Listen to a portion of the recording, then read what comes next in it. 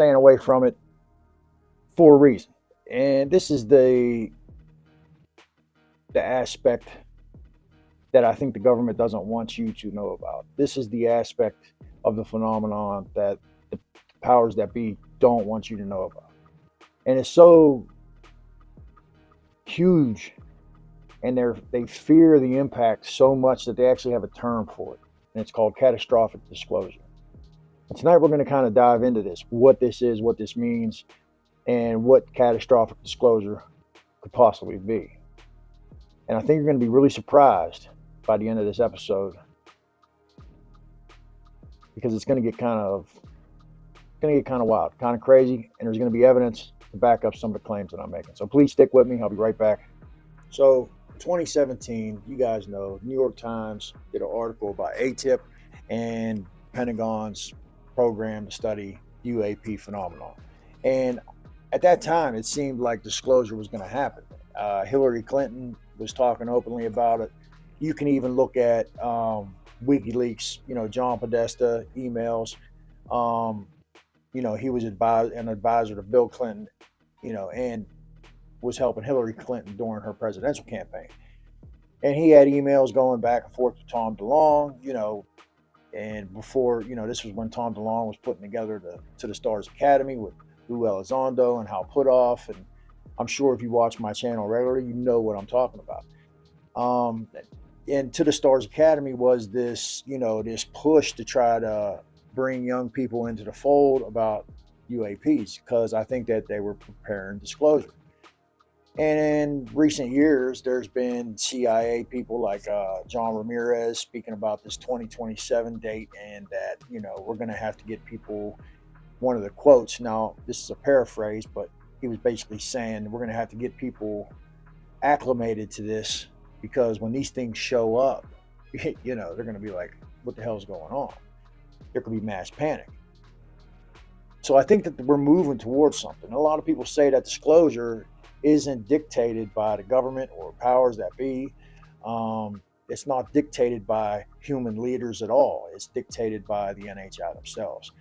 And for some of you, this may be a little bit too far out. But if you look at some of the recent developments with the documentary Age of Disclosure and with the upcoming Steven Spielberg movie Disclosure Day, it appears like that they are trying to get us acclimated to something. And I think this whole thing with 3-Eye Atlas was kind of another way that they were trying to get us acclimated to the idea of a possible approaching craft or whatever, some type of contact with some beings that aren't from this world.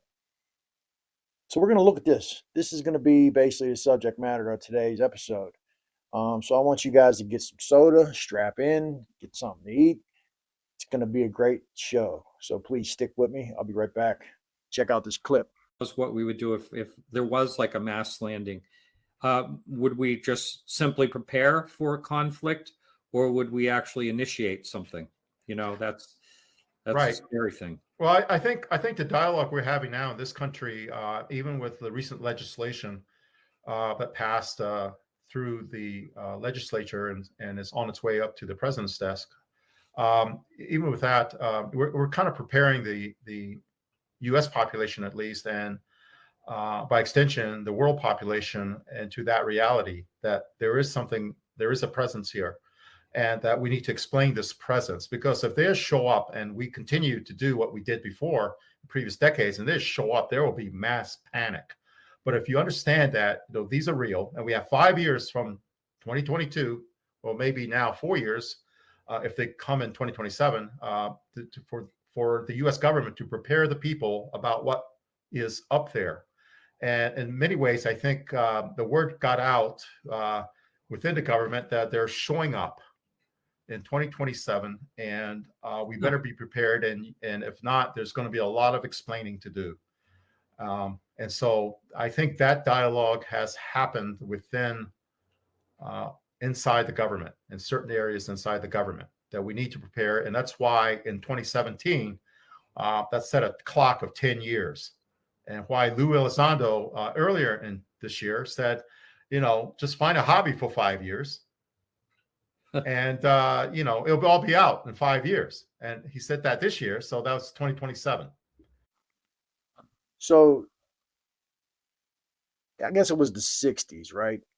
Is when the whole abduction phenomenon kind of became a thing, right? Betty and Barney Hill. They were an interracial couple. They were driving home from somewhere, and I think it was in the Northeast, one of the Northeast states, and they see a craft, and um, they experienced something that's called lost time. And they couldn't really remember what happened. They seen the craft, they experienced this lost time, but they knew something happened because when they got home, they realized they had lost like 3 hours on the trip. Fast forward, they got, hypnotically regressed to bring these memories back. And it turned out that there was a treasure trove of memories that were being blocked. And this is a thing that you hear repeatedly from other experiencers. This um, lost time, and also these kind of screen memories they call them, where the person will see an owl or will see a object, and this is like a screen memory that basically is used to block out the actual memory of the experience. And there's people that say, "Oh, this is sleep paralysis." You hear a lot of skeptics that speak about that. But the fact of the matter is, like John E. Mack was a professor at Harvard, and in the 70s and 80s, and 90s, he look, when he started out, he was a skeptic, but he started working with people.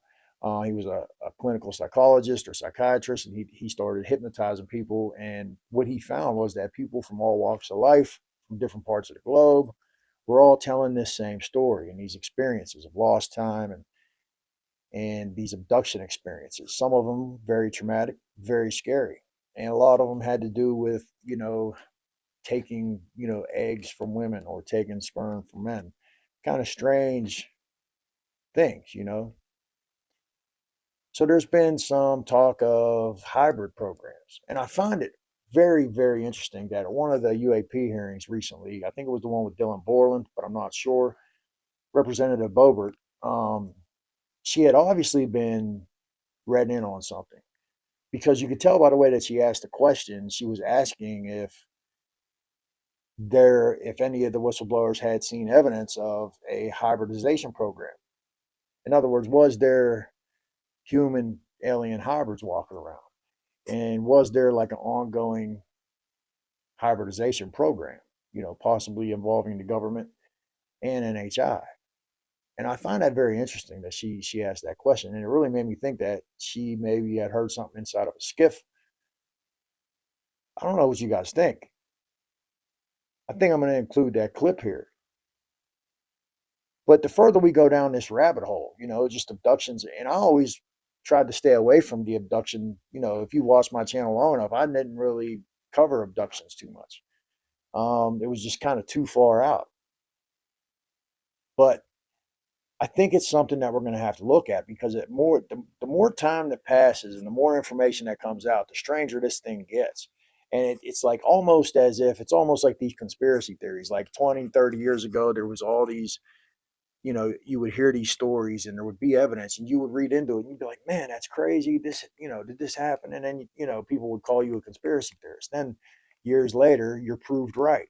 And it's almost like the same thing with this UFO phenomenon. People call you crazy. I watched Stephen Greer movies and I was like, this is crazy. You can't just, interact with these things through consciousness. You can't, summon a UAP, and here we are 5 years later, and that's definitely the case. And not only is it definitely the case, there's evidence to prove it, and I've seen it, and I've also put it on my channel.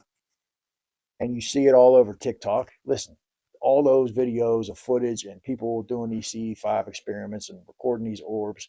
Chris Bledsoe, he seems genuine to me. These experiences are obviously happening.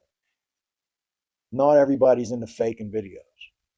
And I'm convinced that there is a phenomenon here that has to do with consciousness. And this is what we're going to get into: the telepathic, um, this meditative, non-local kind of consciousness connection with the UAP phenomenon. question is space-time itself a deep enough structure for us to try to boot up consciousness from it? My take on what's happening in high-energy theoretical physics is they're saying, no, space-time and quantum theory themselves are merely projections of much deeper structures and much more interesting structures. And so we're very much taken off the headset, we're looking outside of space-time, and what we're finding are obelisks. We're finding these geometric objects outside of space-time. And I think about it as like the scene in 2001, A Space Odyssey, where there's the obelisk and all the apes are hooting and hollering, pounding, and they know it's really important, it's very significant, but they don't know what it means. That's where we are, because we've only been outside of space-time for the last 10 or 11 years. We're finding these positive geometries, but the question is, who ordered that and why? And what does this mean? And the more and more that we look at reality, and I've been watching these videos with like, Donald Hoffman, Risberg, very interesting, wildly fascinating people who have wildly fascinating theories about reality. And one of the things that I found most interesting was that the existence of color, right, isn't really a thing. So yes, we see the color spectrum, which is really a small sliver of the actual spectrum of light. So we really don't see much. But the fact that, like, when you get down to the smallest pieces of matter, there's no color there. It's just how our brain perceives the way light reflects off an object. Our brain is actually what's creating the color in our minds. So color is really a slippery slope in and of itself. And if that is, if something as fundamental as color doesn't really actually exist other than the way our consciousness and our brain presents the environment to us, what else are we looking at that isn't really real? And what are we missing that is real? And this is the crazy part. This is when you start getting into, I don't want to say simulation theory, because it's too kind of video gamey. I don't believe that reality is a video game. I don't believe that this, whole reality isn't real. But what I am saying is that our ability to perceive reality for what it is very, very inconclusive, right? It's kind of like this idea of that we have a dashboard, our five senses: sight, smell, touch, hearing. We have like a headset that we experience reality with. And this headset helps us survive in the world that we live in. But there's so much else to reality that we can't perceive with our senses. And people have been so conceited to think that, oh, hey, if I can't experience it, it doesn't exist.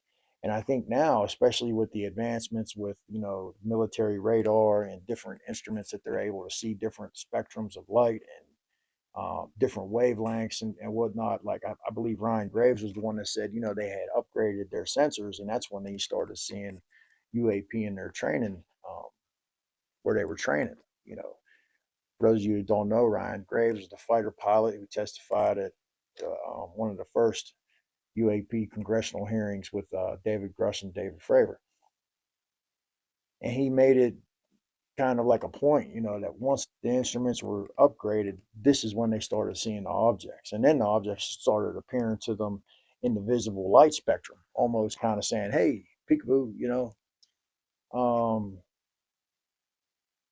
And I think with the further you get, especially with the Google Pixel 10, and some of these phones nowadays, people are able to record night sight, night vision, things that they couldn't have done 10 years ago. So people are seeing things more and more as our technology advances. And this is what the government is kind of afraid of, this catastrophic disclosure, where everybody's going to it's going to reach a tipping point where everybody says, hey, this is real. And at that point, is the NHI going to decide to make contact? And if they do decide to make contact, what is that contact going to look like? Interdimensional beings, unlike traditional aliens from another planet, are hypothesized entities that exist in dimensions beyond our familiar three-dimensional space and time continuum. While traditional aliens are conceived as biological entities originating from other planets within our universe, interdimensional beings would exist in higher or parallel dimensions, potentially operating under different physical laws. Theoretical physics, particularly string theory and multiverse hypotheses, suggest these dimensions could exist, offering a scientific basis for such beings. Interdimensional beings might interact with our universe in ways that are currently beyond our understanding, appearing as anomalies or phenomena that defy conventional physical explanations. This concept broadens the scope of extraterrestrial life beyond conventional planetary origins. But one of the things Donald Hoffman did say was that they are able to see things that exist outside of our space-time. Now, I don't know how that is. I'm not sure what he's talking about. I don't know if it's like some kind of mathematic thing or exactly what it is. I can actually put a clip of the interview here, but he's talking about these geometric shapes, and what they see a lot is obelisks, which I found wildly interesting because all over the world you see these statues of obelisks going back from ancient Egypt even to today, the Washington Monument.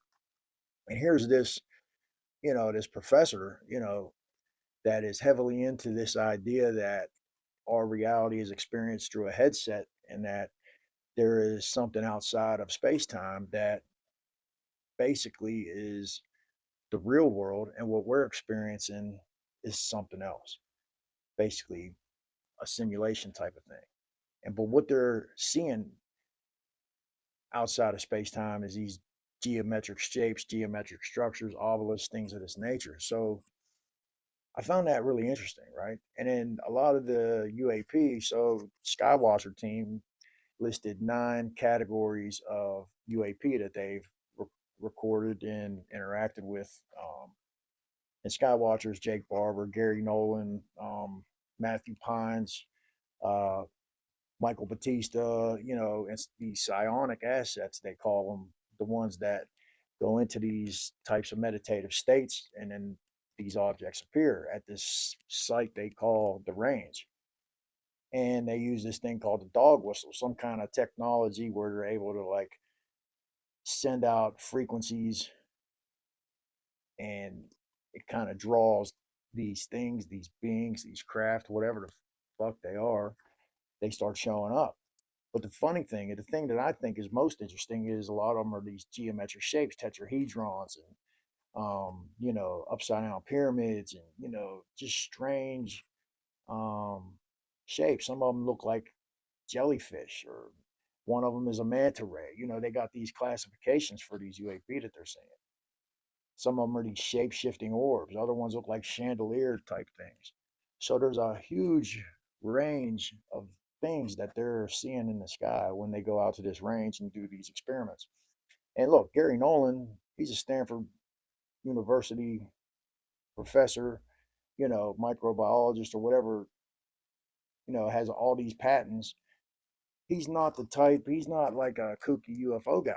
This is a scientist, man. And the footage of the things that they've recorded, they've released some of them. Now, look, not all of them, it's not great footage, but uh, there is a theory that the way that these things manipulate electromagnetic, there's some type of um, kind of like a field around the objects that makes it so that when you try to film them, it's always going to come out kind of like blurry and, you know, um, like an undefined type of look to it.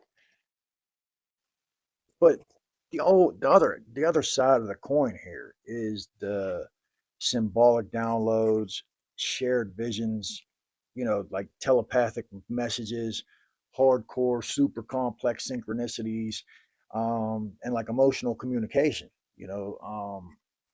These are the things that are being reported by people, these experiencers, right?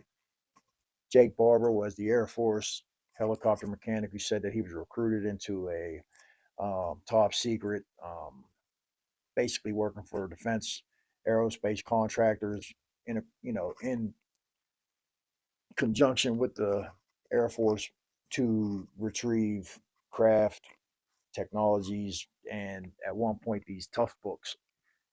If you want to see more about that, you can check out News Nation. Jake Barber did an interview. Well, during that interview, he talked about transporting this object called the Acorn. And during this transport, he claimed that it was a non-human craft, that people at ATIP told him, confirmed that yes, he transported a non-human craft.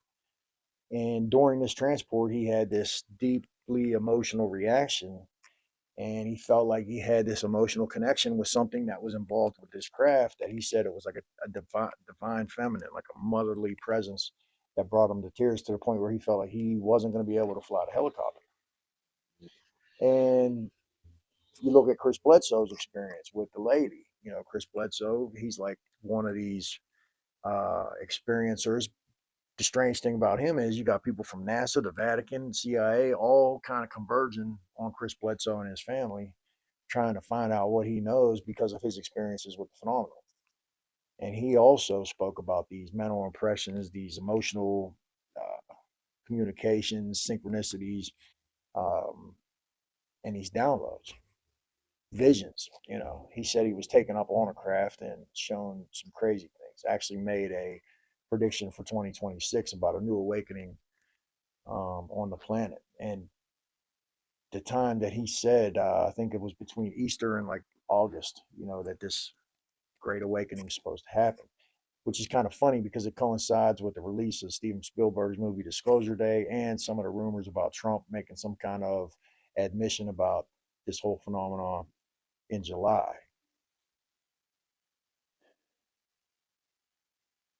But when you look at the consciousness connection, this is when you get into like, you look, NASA, the CIA, the DOD, they all quietly studied consciousness. And listen, you had the Stargate project, you had the remote viewing program, Stanford Research Institute, Russell Targ, Hal Puthoff, astronaut Edgar Mitchell's research, you know, the Institute for Noetic Sciences. And then you had OSAP's anomalous mental phenomenon files, you know, where they were studying this ranch, Skinwalker Ranch, and a lot of the phenomenon that was going on at that ranch. You know, some people frown on it. You know, some people think that it was just some kind of scam to bilk the taxpayers for $20 million. I don't know. Maybe it was, but I'm pretty convinced they were studying something. And the funny thing is, Robert Bigelow, uh, the guy that owns Bigelow Aerospace and heavily involved in all of this stuff, and has contracts with the government for, you know, aerospace technology. He did an interview with Australia 60 Minutes where he said flat out that non-human intelligence is real and that he believes they're walking around right under our noses. Launch mission patches, launch logos tend to depict reptilians and occult figures having some kind of dominance over the earth. It's very unusual that they would show that. So I speculated based on other things that I've learned, and I'll leave it at that, that we're reptilian beings able to manipulate primate DNA to accelerate human hybrids. Did that happen? And were some of those human hybrids people that in myth and legend we call Atlanteans? In fact, aren't we all human hybrids? After all, let us make man in our image, says Genesis. Why aren't we like apes? Why aren't we like the bonobo, the gorilla, the chimpanzee? That's matter for speculation. But did they do this? And are the accelerated ones really the Atlanteans? Did they ordain this idea of kingship and priesthood through selected hybrid families? And were they able to establish aristocratic bloodlines? Bloodlines in aristocracy are so important back in ancient times. And hybrid families of power and wealth. Did they establish that? And even today, are they exercising some kind of political power, economic control off the stage, or hidden social influence? And I'm just leaving that as it is. I'm just saying that it's informed because I wrote to CIA and said, here's why I know this. And CIA came back and said, well, we look forward to your presentation when you do this on these two slides. And I have a serial number for that particular submission, so I can refer to it when I do these two slides and expand it into a future presentation. Personally, I believe this is one of the core secrets. That's my personal opinion. And one of the things that I think the government may be afraid of is if this is real, this whole phenomenon, right? If these beings are real, if this whole phenomenon has been around since ancient times, if it does have a spiritual aspect to it, once they expose this, you got to think about what's going to happen, right? With religion, but not only that, but with the fringe people of the world, these people who, look, not your average Joe, people that go to church or have faith, but we're talking about these hardcore kind of, I don't want to say crazies, but people who may take this and just run to the extreme with it. And it's going to happen. You just have to look at history and you're going to see that there's going to be groups that are just springing up left and right. And there's going to be people who, at one point are on the fringes of society now who may all of a sudden become like, prophets or, looked at as leaders to be, for people to look to for guidance who may not be acting in the best interest of anybody but themselves. And you see this with a lot of cults throughout history. So I think the government's looking at this whole phenomenon like, yes, we know this is real. We know that these things exist. There is possibly a connection with ancient spiritual teachings of old. But what is this going to do? Because as soon as if they would come out and tell us, yes, look, we know this is real. These things, yeah, they're here. We know they're here. People are interacting with them more and more. There's a quickening going on. There seems to be an awakening. We're moving towards a singularity. And then you got to add in the whole thing with AI too. There's so many different angles of this. And I just think that they don't know what the fuck to do, because if they say it, then what? Imagine all the avalanche of questions that's going to come after the fact that they admit it. And I think this is the catastrophic disclosure that they fear. This is the thing that they're terrified of, you know.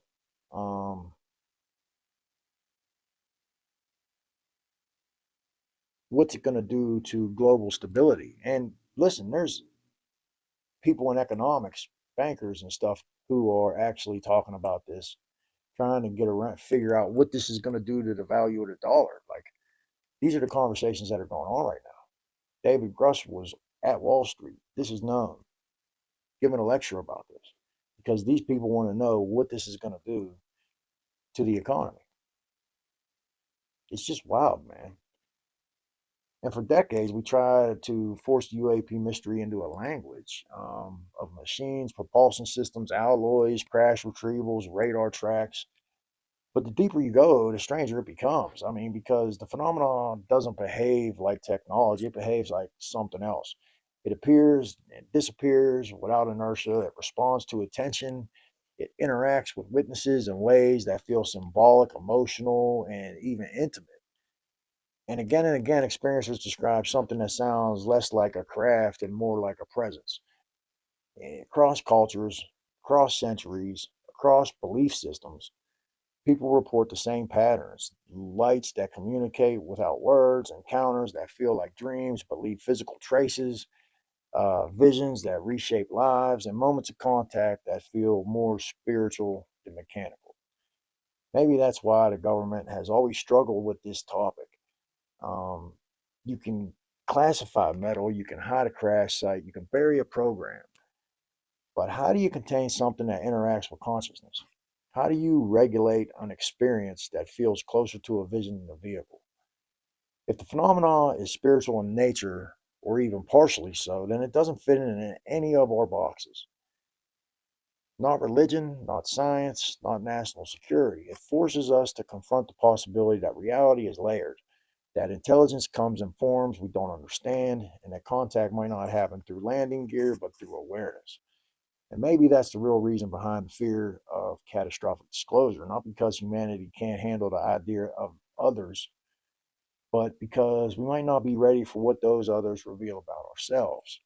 If the phenomenon is spiritual or operates through consciousness, then the next frontier isn't out there in the sky, it's in here. So after all the testimony, all the sightings, all the whistleblowers, engineers and pilots who step forward, these supposed crash retrieval programs, one truth remains: the phenomenon is still ahead of us. still bigger than our theories, still stranger than our instruments can measure. We've spent 80 years trying to force this mystery into the shape of machines, physics, and national security, but the deeper we look, the more it slips through our fingers. It behaves like technology one moment, then something far more elusive the next. Maybe that's the point. Maybe the phenomenon isn't here to fit into our categories. Maybe it's here to challenge them.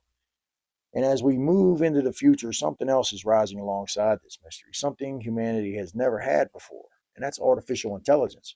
For the first time, we have tools that can sift patterns we can't see, analyze data that we can't process, and reveal connections we've overlooked for generations.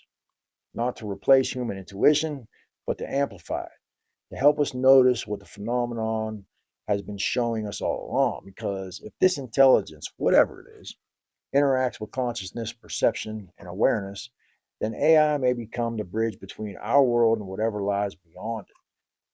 Not as a messenger, not as a prophet, but as a mirror that helps us understand ourselves. And the truth is, we don't know what the future holds. We don't know what contact will look like, or whether it will be physical, symbolic, or something we don't even have a language for yet. But we do know this: the mystery isn't going away, it's getting closer. And as our tools evolve, and as our minds open, and as our understanding deepens, we may finally be ready to face whatever has been waiting for us in the dark. This story isn't ending, it's just beginning. And the whole AI angle into this, you have the UAP, UFO phenomenon, non human intelligence, the experiences of the experiencers, all these things. And then now, when disclosure is being pushed, when this thing's getting ready to come to a head, we have the advent of artificial general intelligence also about to break wide open. It's already been pretty much said that we are getting very close to artificial general intelligence. And what that's going to do to the world, how that's going to change reality, who knows what we're looking at here. And I just find it interesting that it's related, how it's the timing of it just seems really coincidental. Maybe it is just a coincidence, but I find it really interesting that at the same time that this whole UFO, UAP, NHI thing is coming to a head, AI is also.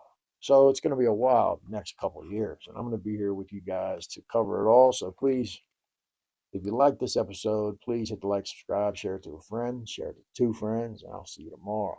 Peace.